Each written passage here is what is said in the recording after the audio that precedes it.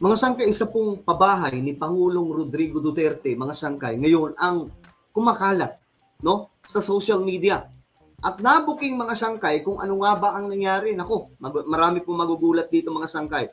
Pabahay daw po ito, di umano, ni dating Pangulong Rodrigo Duterte. Meron pong nagpo-post dito mga sangkay na ngayon ay kumakalat. Bago tayo magtuloy-tuloy, paki-subscribe po muna yung ating YouTube channel.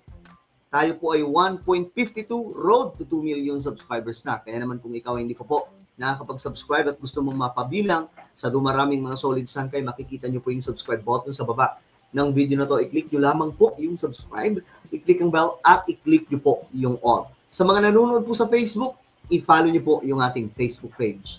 Okay guys, eto. Alamin po natin ang katotohanan tungkol po dito mga sangkay kasi kumakalat sa social media ito. Palpak na pabahay daw ni Di Umano, ni Tatay Digong. Ayan po dito mga sangkay. Well, alamin po natin kung ano nga ba ang totoo tungkol dito. Diyan daw po yung school na sinasabi. Pero hanggang ngayon, Wala po. Wala. Kaya nga sabi nila dapat yung school daw muna inuna bago yung covered court. Kapansin-pansin na wala ring health center sa housing project. May barangay Walang health center. naman po dito.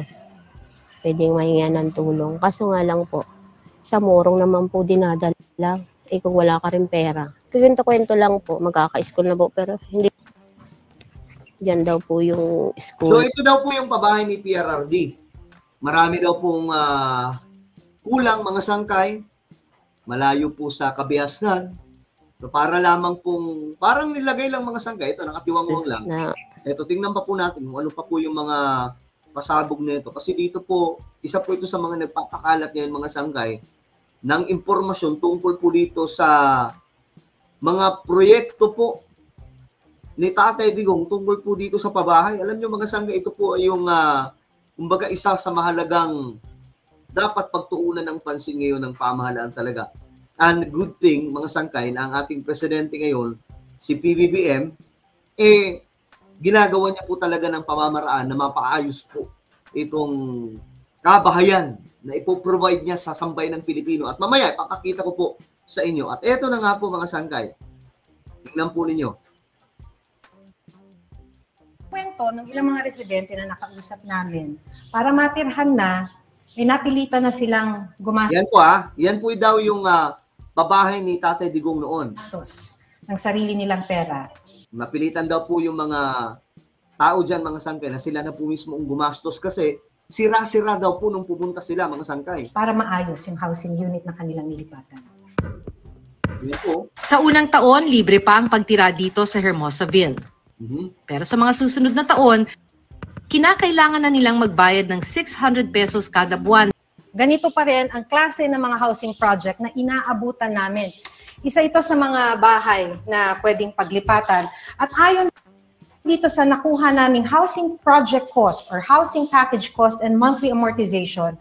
Ito po ay mula sa Reporter's Notebook, mga sangkay, mula po sa GMA. Okay? From Reporter's Notebook na documentary. Na dito pinakita mga sangkay yung nakatiwangwang na mga pabahay na hindi ko alam kung bakit nangyari ito. No?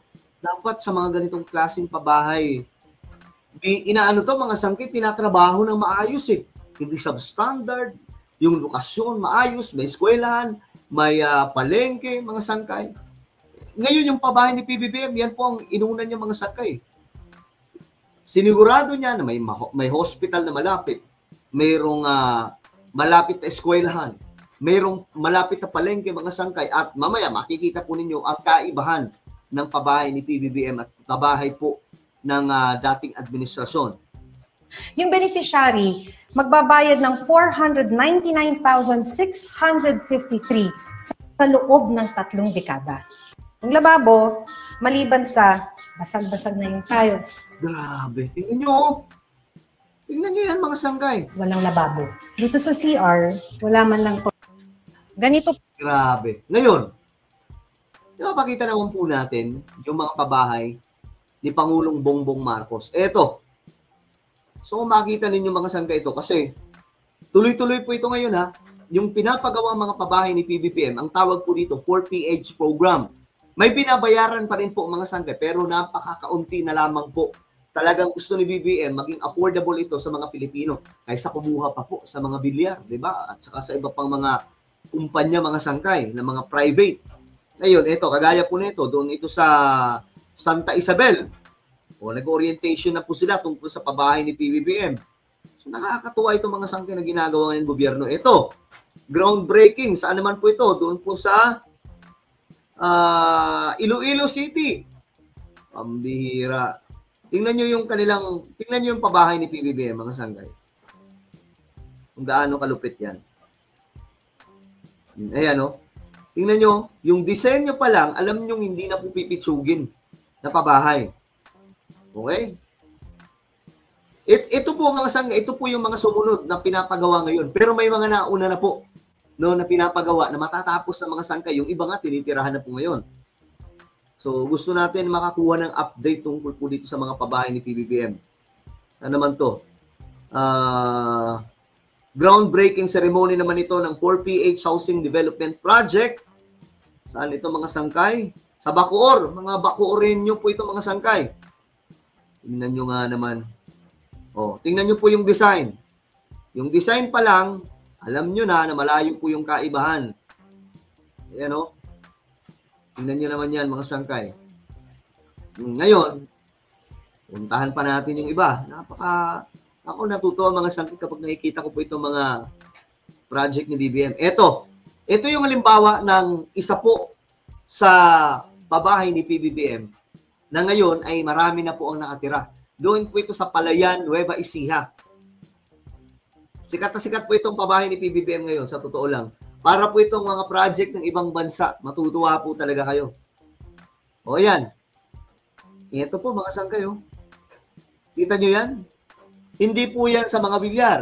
Hindi po yan galing sa mga Ayala. Hindi po yan galing sa mga kung sino mga oligarko. Galing po yan sa gobyerno. Ang sabi po ni BBM, may partner daw po sila, private, pero hindi naman sinasabi kung sino mga sangkay. No? Kaya nga ang iniisip ko dito, baka ito po mga sangkay ay frontline lamang yung mga sinasabing mga private companies or mga private na mga tao, pero ang nasa likod talaga Marcos Wealth ni Ferdinand E. Marcos. Hindi po natin alam mga sangkay kasi masyado pong akong nalalabuan talaga sa iba pang mga impormasyon. Basta private daw po yung kapartner po dito at hindi po gumagastos ang pamahalaan mga sangkay. Ganyan po kalupit para po sa pagpapatayo ng project na ito. O ito mga sangkay, wag nyo na lang pansinin. Alam ko yung iba sa inyo, nagdududa dyan. Pero, makikita nyo mga sangkay, may swimming pool. Diba? May mga nagsiswimming na. May park mga sangkay. Ganyan po kalulupit yung mga pabahay ni Pangulong Bongbong Marcos. Mga sangkay, tingnan nyo. May swimming pool. Saan kayo nakakita ng pabahay na galing sa gobyerno? May pa-swimming pool pa. Parang na to pang mayaman Pero ito kasi ang sinabi ni BBM mga sangkay. Na gusto daw po niya na maramdaman ng mga kababayan po nating mahihirap kung ano po ang nararanasan ng mga mayayaman. Kaya ito po yung kanyang pinapagawa mga sangkay ng mga pabahay. Tingnan nyo nga naman, Diba? Kaya nga sabi ko sa inyo, extend na ng si BBM. Kung ganito po kasi, ang goal ni BBM, mabura na po ang squatter sa Pilipinas at mailagay na po sa tamang lagayan po o magkaroon na po ng mga sariling bahay yung mga Pilipino sa tulong ng government. Kita nyo yan mga sangkay. Tingnan nyo, may swimming pool, may park, ito, mga sangkay. Ito yung mga unit, mga sangkay, Depende sa kukunin, Depende sa kukunin ninyong pabahay ni PBBM mula sa 4PH. Pero, take note, hindi po lahat makakapag-avail nito. Yung mga taong nangangailangan lamang po mula po sa, titingnan kasi yung status nila Kung sila nga ba ay talagang walang matirahan o kaya nandun po sila sa delikadong lugar bago po sila mabigyan. Hindi po ito yung tipong porket malakas ka kay Mayor, mabibigyan ka na. Hindi po ganun. Mayayari po sila dito mga sangkay ng gobyerno. Ayan po, ganyan po yung pabahay ni Pangulong Bongbong Marcos. Hindi po yung tipong kagaya kanina na nakita po natin, may mga tipak-tipak pa Diba mga sangkay? Kaya dapat po talaga ma-extend yung presidente natin sa pagka-pangulo eh. Kung sana mag-parliamentary system na. Ang ganda ng ginagawa ngayon ng ating pamahalaan, Diyos mio Marimar. Well, ano po ang inyong opinion, mga sangkay? Comment down below. At sa mga magtatanong na naman mga sangkay, kung kanino makakakuha nito, pumunta po kayo sa inyong mga munisipyo, magtanong kayo doon kung mayroon pong 4PH program. Kasi nagkalat po yan sa buong Pilipinas. Kung may pinapatayo na, kumuha kayo ng form, humingi kayo ng tulong, at matutulungan kayo ng LGU, mga sangkay. Okay? Hindi po ako. Ako ay nagbabalita lamang, naghahatid lamang po ng magagandang balita para sa inyo, mga ginagawa ni PBBM. Alright? Meron po tayong YouTube channel, Sangkay Revelation. Hanapin niyo po ito ngayon sa YouTube. Kapag nakita niyo na, i-click niyo po yung subscribe, click ang bell, at i-click niyo po yung all. Ako na po ay magpapaalam, mag-iingat po ang lahat. God bless everyone.